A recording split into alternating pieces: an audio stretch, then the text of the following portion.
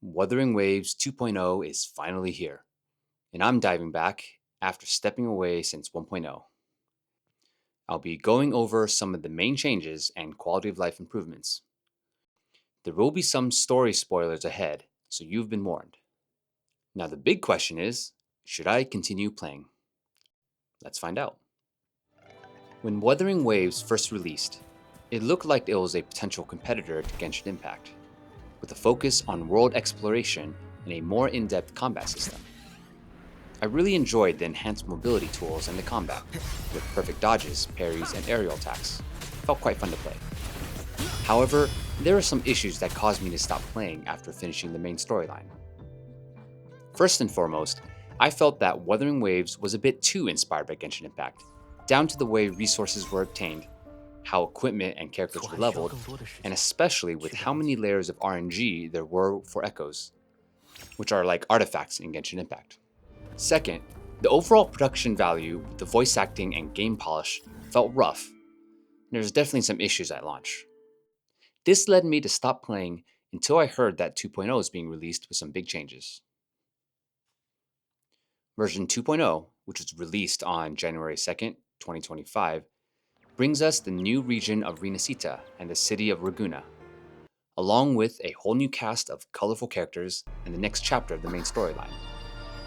There are also new resonators, echoes, sonata effects, and a variety of quality of life improvements. To start off, here are some redemption codes that are valid at the time of this video.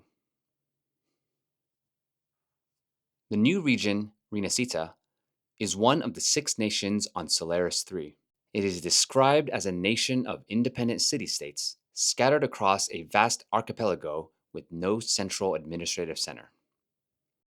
The new areas include Raguna, the Nimbus Sanctum, Thessalio Fells, Whisperwind Havens, Penitent's End, Averado Vault, Vagacy Peninsula, and Hollowed Reach. To access this new region, you have to unlock Chapter 2 of the main quest. In my case, I was only done with the story up until Chapter 1, Act 7, but I was able to use the permanent event, Next Stop Renacita, to skip to Chapter 2. I'll tackle the previous acts later on. I think the developers did an amazing job with each of the new areas, as they look much more alive and fleshed out compared to the original region. Now, Huanglong was essentially a post-apocalyptic region due to the fighting with the TDs, so it's understandably more bleak and sparse. Raguna City knocked it out of the park with how alive it felt, with a large number of detailed NPCs moving around, and I especially liked how the city was laid out. The soundtrack instantly gave me some Final Fantasy vibes as well, and really set the tone of adventure when I arrived. The other regions were all great as well, with distinct terrain and colors. My favorite was the Nimbus Sanctum, for having an otherworldly beauty. There are several new gadgets introduced in version 2.0, most notably the flight gadget. This allows you to fly for a limited time, which makes exploring even more fun than before. This is one of the biggest strengths of Wuthering Waves, and I'm already seeing videos being posted of people zipping around through the arches and hallways of Raguna. I'm looking forward to more examples of extreme flying skill demonstrations. There's also the Cuddle Wuddle and Lati Lost transformations that can be used in the overworld for movement and puzzles. The cap bubbles are also pretty interesting, as it makes you sprint much faster for a period of time. It's really convenient. The main story quests were also quite entertaining as well. The story itself is nothing super original, but the execution was well done, and it introduced us to the region as well as many of the new characters. Having the opportunity to trial the new resonators as part of the story was a good story experience, as it actually makes sense for those characters that are involved. The section where you switch between the Rover and Carlota in the Alvarado Vault was a fun little section. Following the main story quest, you can access Carlotta's companion quest, which I feel like is a must-do, since it adds a lot to her character and backstory. I wonder if we'll get this as a skin one day. Speaking of Carlotta, she is a new Resonator currently available as a limited banner character. Carlotta is the second daughter of the Montelli family, and is a main DPS Glacio pistol user.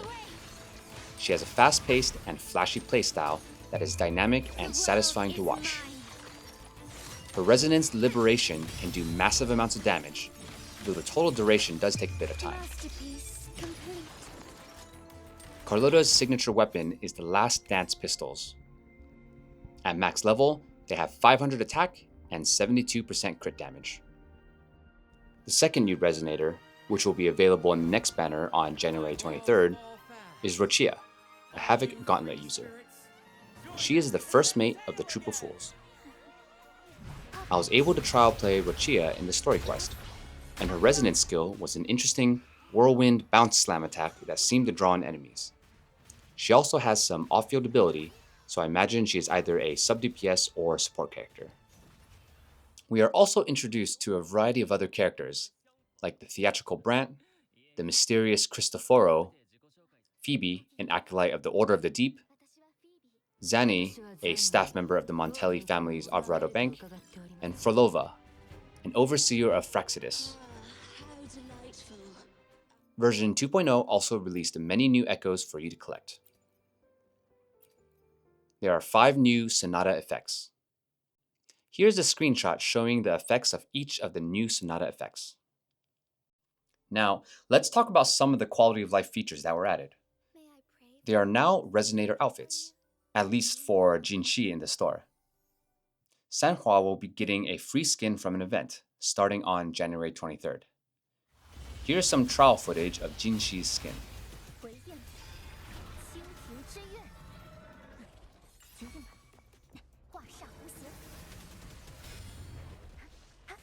Now for one of the big wins. There's a skip option. It also gives you a summary of what you are skipping. This was one of the things that the community has been asking for a long time. Glad it was added. Synthesis on the go is an amazing quality of life feature. And no longer need to teleport back to town to combine Resonator or weapon resources. You can also convert materials to your desired material at a 2-to-1 ratio.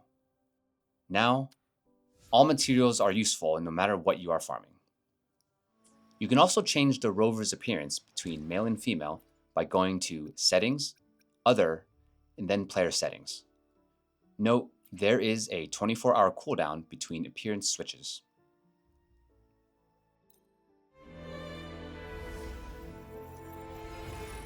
Talking about the rover's appearance, you can actually go into the backpack and equip the mask. You obtain this during the story quest, and you can actually wear it whenever you want. I hope they add more cosmetics like this in the future. Immersion Mode hides the HUD while playing, and you can toggle it in the Settings, Other, HUD interface. I really like this mode as it makes the gaming experience more immersive without all the UI clutter. You can toggle it off while playing, but you have to go back to the settings to turn it back on. So I hope they make it easier to toggle in the future.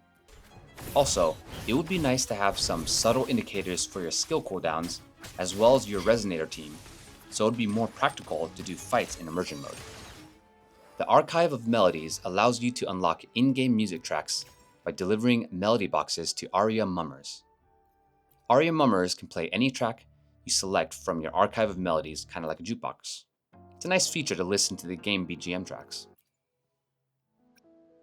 Regarding exploration progress, rewards are now tied to regional completion percentages. For the databank, there is a weekly enhanced drop rate for Overlord and Calamity class bosses. You get 15 enhanced drops per week for 4 cost echoes. Once you reach databank level 21, you'll have a 100% chance to get 5-star echoes. The databank level cap has also been raised to level 24. Version 2.0 also brings us new updates to the graphics and UI and UX. The real-time volumetric clouds are a sight to behold, and I could spend a lot of time just seeing them go by. The controls feel much smoother and responsive, a huge improvement from when I played version 1.0. The direction and quality of the voice acting, especially the English dub, has been greatly improved to the point where I actually prefer it over the other languages.